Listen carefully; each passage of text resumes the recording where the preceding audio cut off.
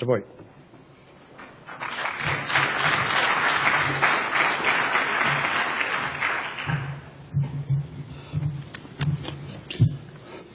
Thank you, President Patty and the esteemed members of the Business Council, ladies and gentlemen. There's a new treasurer coming to town to clean it up, and that treasurer is me.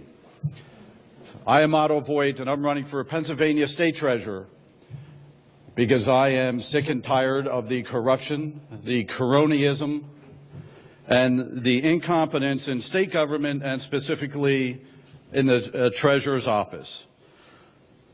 By way of example, let's start with what a treasurer is supposed to do. There are three primary constitutional duties of the treasurer. Safeguard the assets of the state. There's over $100 billion that the treasurer is to safeguard. But yet last year we had a $400 million overpayment of bills. We still don't know if that money has been fully recovered and the ultimate cost to the taxpayer. I have a plan to fix that. Second, invest the state's monies. Specifically, the treasurer has authority over $20 billion of investments. However, those investments are being single-sourced, which in my opinion breeds cronyism and corruption. And believe it or not, I have a plan to fix that too. Third constitutional duties, pay the bills. The treasurer gets his authority to pay the bills when the legislature and the governor sign a budget. No budget, no money, a few exceptions, and those exceptions are health, welfare, and safety, which is being abused by our treasurer and our governor. The legislature is being circumvented by the current treasurer and the governor, and this will stop on day one. We need a new leader, a leader with a purpose. I am that leader.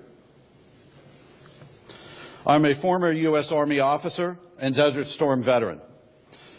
I'm a graduate of Penn State with my executive master's from St. Joseph's University. I'm a former CFO of an Inc. 500 company, former CFO and partner of a software company, former CFO and president of an international dental and cosmetics manufacturing company. I'm a member of the Institute of Management Accountants.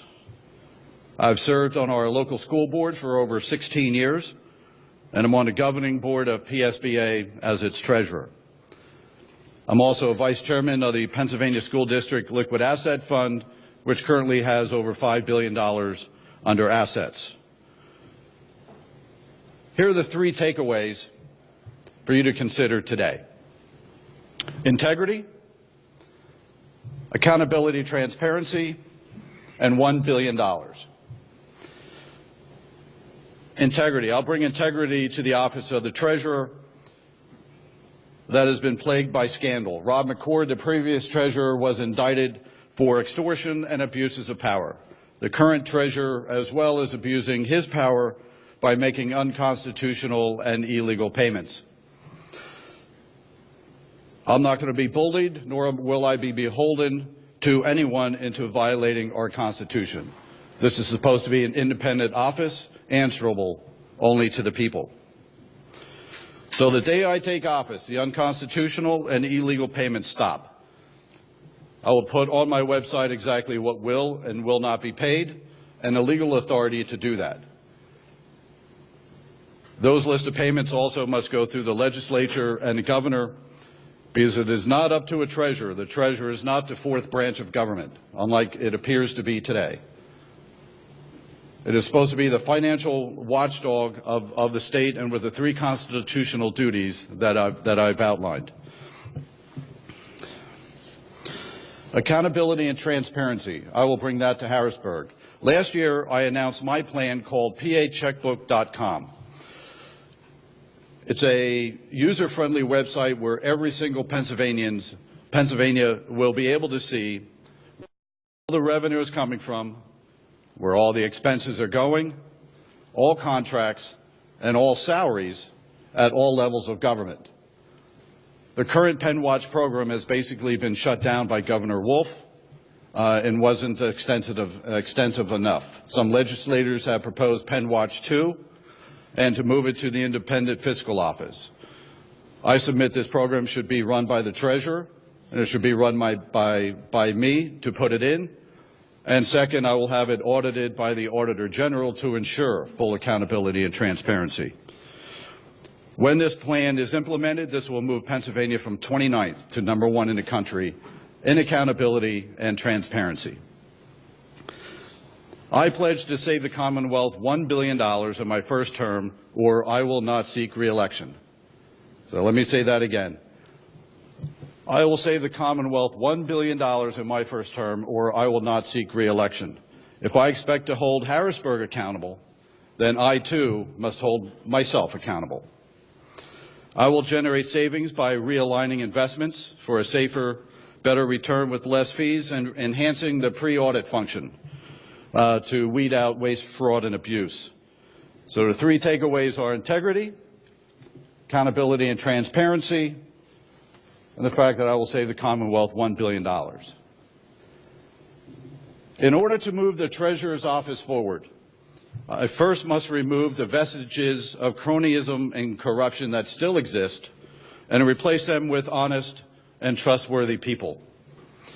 To paraphrase the definition of insanity, if you keep electing and you keep hiring the same people from the same machine that brought you Rob McCord, the same machine that brought you Kathleen Kane, the same machine that brought you Chaka Fattah, then you can expect the same results. My opponent is from that same machine. How can you trust anything they say anymore? Fool me once, shame on you. Fool me twice, shame on us. Let's not be fooled again. This year, we need to elect a treasurer of the opposite party of that machine to truly clean up the treasurer's office. This year, we need to elect a treasurer of the opposite party of the governor so he doesn't have another lapdog to do his bidding. And we need a treasurer to restore this office to the independent fiscal watchdog that it's supposed to be. I will only answer to the people of Pennsylvania. I am Otto Voit, and I'm a Republican running for state treasurer. Are you with me? Okay. Thank you very much.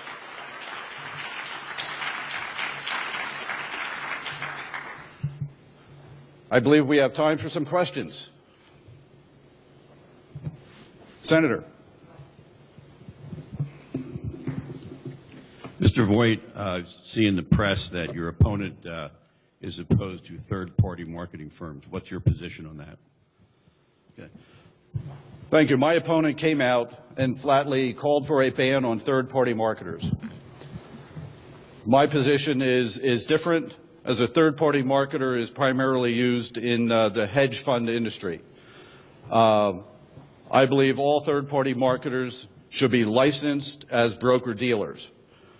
Some are not licensed. Some are licensed as investment advisors. However, the stronger certification is the Series 50 and as a broker-dealer. So the Third-Party Marketers Association, too, has been working with the SEC to ensure that all third-party marketers are licensed. But the bigger and broader issue that my opponent does not understand, and with my experience I do understand. The reason this came into play, the use of third-party marketers, is the more you use hedge funds, the more they use third-party marketers to go out and seek various investments, basically as sales agents for hedge funds. The early 2000s, our pensions had about 5% allocated to alternative investments, to include hedge funds. Since then, that number has gone up to approximately 46% as it is today. So we have 46% of all pension money, okay, going into hedge funds. And ever since 2008, the returns on hedge funds have been abysmal. The S&P has outperformed hedge funds every single year. The fees are higher in hedge funds, and the risk is farther greater.